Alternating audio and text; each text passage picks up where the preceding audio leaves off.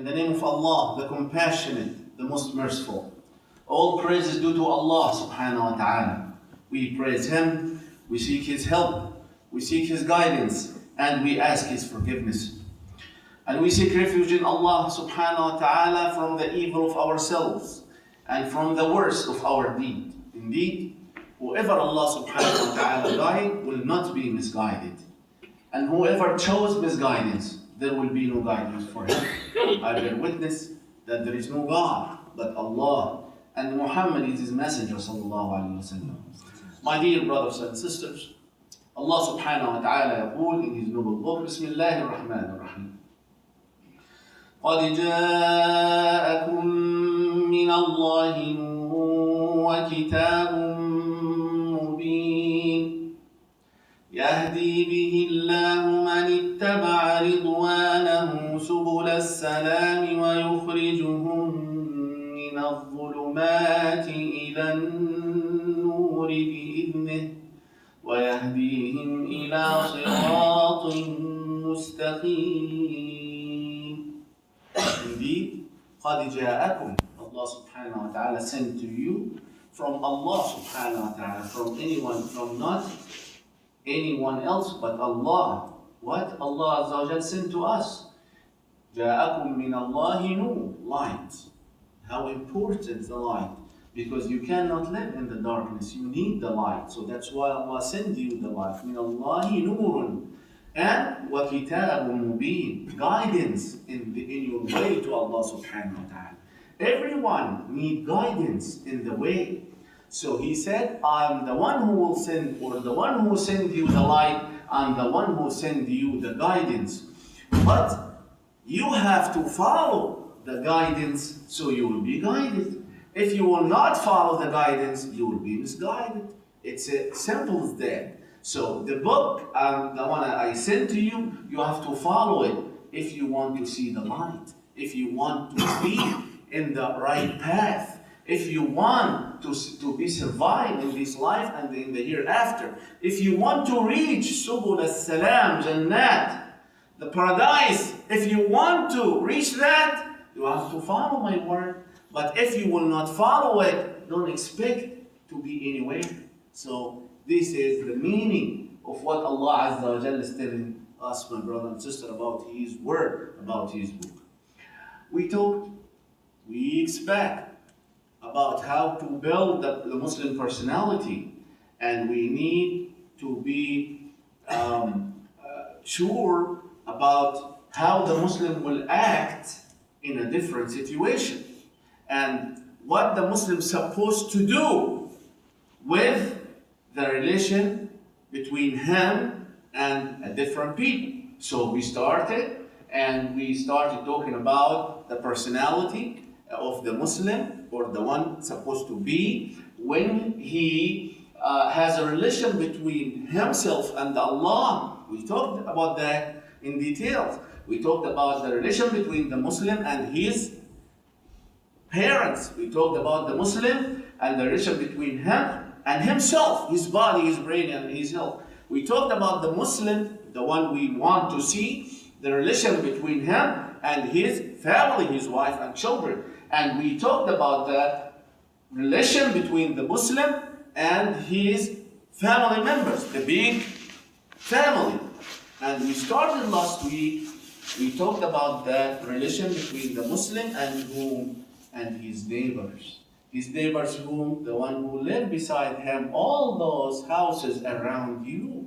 This is your own neighbors. We talked about that last week. Today, inshallah, if Allah give us life, we're going to finish that part. So every Muslim will know what to do with your neighbors, what you should be towards your neighbors, what the Muslim example with his neighbors. This is very important thing, and if it was not important, Allah Azza wa Jal Himself, the Almighty, will never mention that many times in the Quran, the neighbors. Why Allah will mention? Because it's important. Why Rasulullah sallallahu alayhi wa sallam, wasting his time, mentioned many ahadith talking about the neighbor? Because it's important. It's not just petty thing. No, it's very important.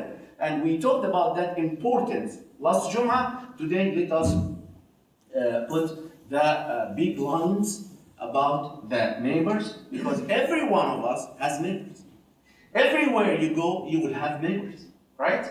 So, and you are a Muslim, so you need to know how to deal in this situation. It doesn't matter, as I told you last week, it doesn't matter who's your neighbor, what he looks like, what color, how big or small, how old or young, is a believer or non-believer, he worships God or he worships cockroach. This is his problem. We have nothing to do with that. We do what Allah told us to do towards our neighbor. That human being beside me is my neighbor? Yes, sir. He is your neighbor or she is your neighbor. So I have to deal with that according to my Quran, according to my deen, according to my Sharia.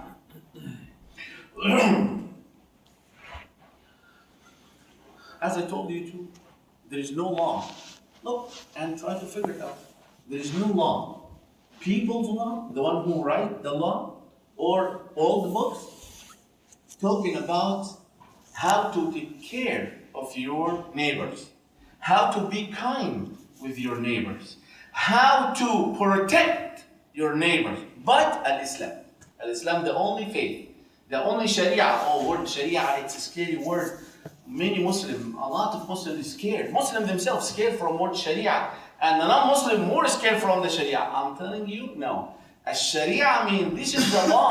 The one Allah Azza wa Jal sent it for us to learn and apply it in our life. What is Sharia said? You have to take care of your neighbor. You have to be good with your neighbor. You cannot hurt your neighbor in any ways, verbal or in action. Actually, Nabi sallallahu alayhi wa sallam said about the believer, the mu'min, the one who believes in Allah, he has to do what? He has to pray, yes. He has to give charity, yes. He has to fast, yes. But there is something else. You have, as a Muslim, to love for your neighbors what you love for yourself. It's short word, but it has a lot of value and weight and meaning. I have to love for my neighbors everything I love for myself, of course. So what you love for yourself? I love to live in peace. I love to have blessing from Allah. I love to have every luxury. I love to have food and something and water and juice to drink. And I love to live in peace. I love to be happy. I love to have money. I love to be to enjoy this life. All of that, what you love for yourself, you will not be a complete believer unless you love the same thing for your neighbors. Because your neighbors, if they are happy, that means you have to be sad. If they will have money, it doesn't mean you will be poor. No. They are not taking from your account. Allah subhanahu wa ta'ala, He has a hand. And this hand is spread. He spread His hand with goodness and blessing since He created the heaven and earth. And nothing was decreased from His hand since He opened it, my brother and sister.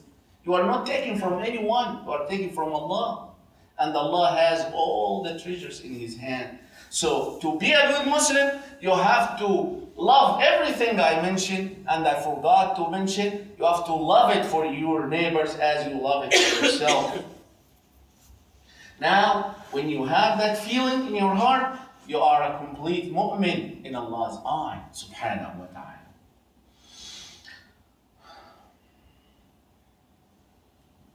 Sharia al-Islamiyya, again, a scary word. It's commanding us to do that, my brothers and sisters.